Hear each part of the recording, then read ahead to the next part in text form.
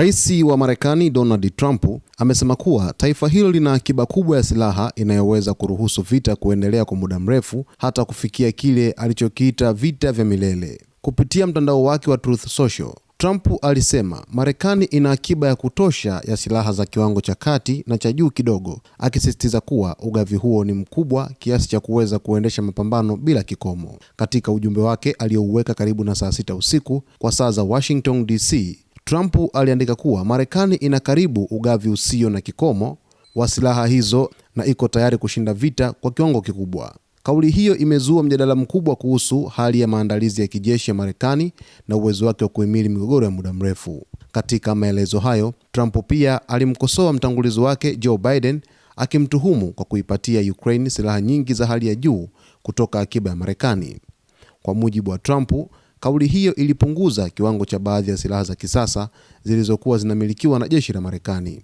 Mwisho wa muhula wake, Biden aliruhusu Ukraine kutumia makombora ya masafa marefu aina ya ATACMS yenye uwezo wa kushambulia malengo umbali wa hadi kilomita 300. Uamuzi huo ulikuwa sehemu ya msaada wa kijeshi kwa Ukraine katika vita vyake.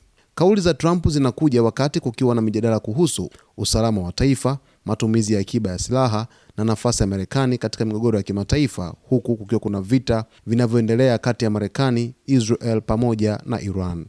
Kauli ya rais wa Marekani Donald Trump inafuatiwa pia na hali halisi ya Mashariki ya Kati kufuatia muendelezo wa vita vikali ambavyo kwa hivi sasa vinazidi kurindima huko Mashariki ya Kati, huku taifa la Iran likionekana kuwa bora zaidi kwenye upande wa kutumia silaha na upande wa kuweza kurusha makombora yake kwenda katika malengo ya Marekani katika ukanda wote wa Mashariki ya Kati. Lakini si hivyo tu, hata kwa jinsi ambavyo makombora yake yamekuwa kifika moja kwa moja nchini Israel ni kitu ambacho kimezua taharuki kubwa na hofu katika ukanda wa Mashariki ya Kati.